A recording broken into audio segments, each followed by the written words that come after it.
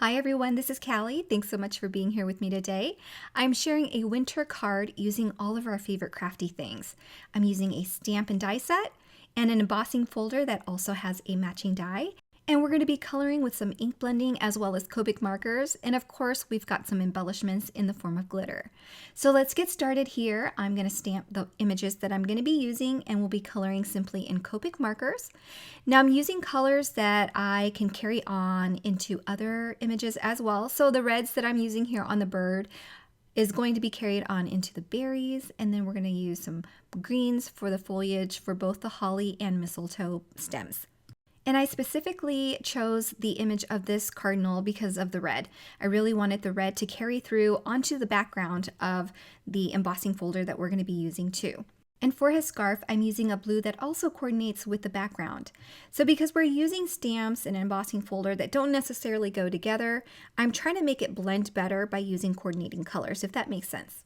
It just makes everything a little bit more cohesive and looks great together. And now I'll wrap up the coloring here with the greenery on these foliage stems. Now on this holly stem, I'm going to cut off that stem because I'm not going to use it, so I don't even bother coloring it. And I'm just going to trim off that stem once I'm done die cutting all of these images.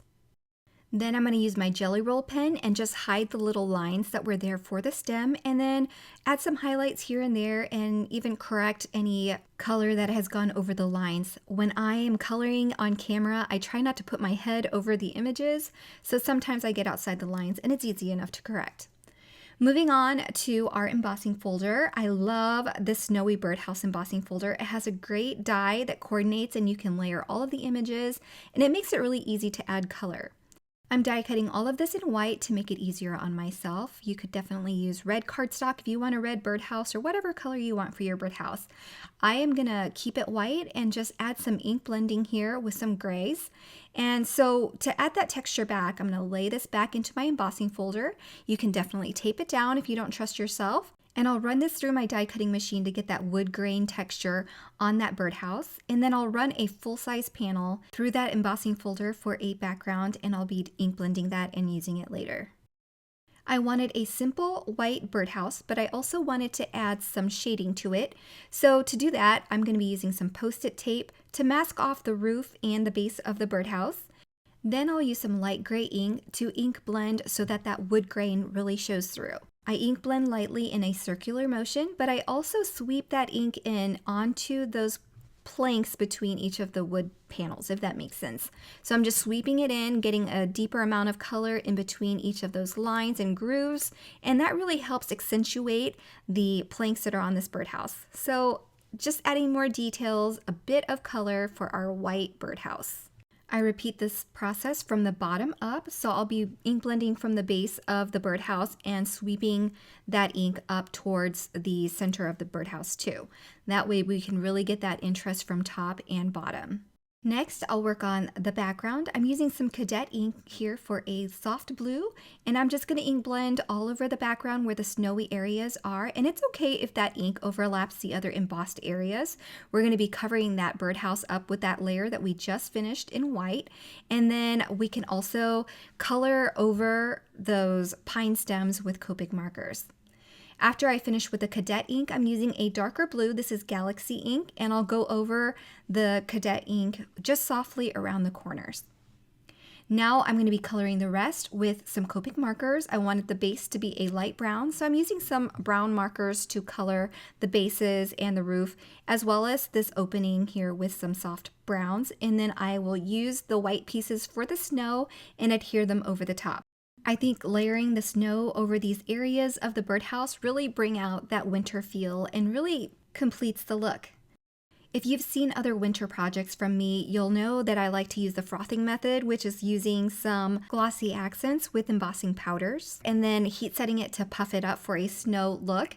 This time I'm just going to simplify the process here and use some fun unicorn glitter from Simon Says Stamp with some adhesive.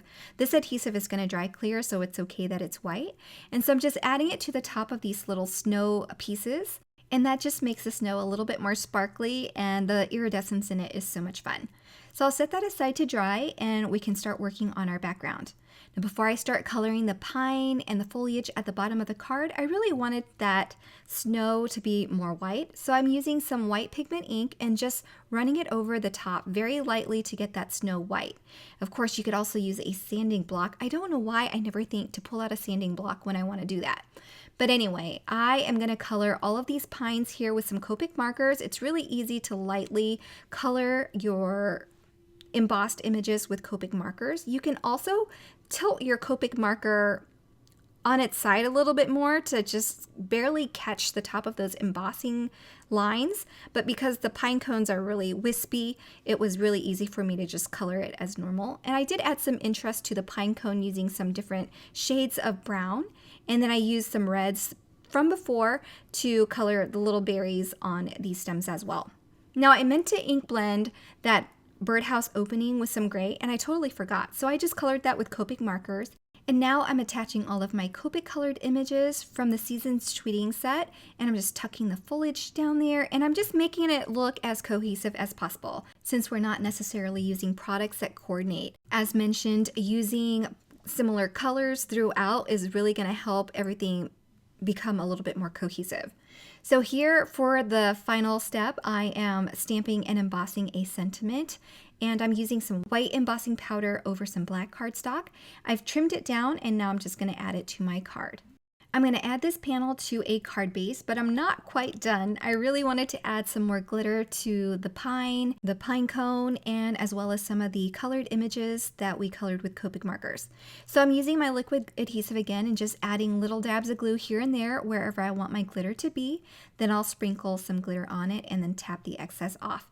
I'll do this all around the foliage at the bottom and on this holly here at the top, and then that will finish my card. I hope you enjoyed using all of our favorite crafty things on this one card, using stamped images, dies, an embossing folder, ink blending, and Copics. Thank you so much for stopping by, and if you're interested in any of the products that I use, be sure to check out the links below as well as on the coordinating blog post, where everything will be linked for your convenience. Have a wonderful day, everyone. Bye.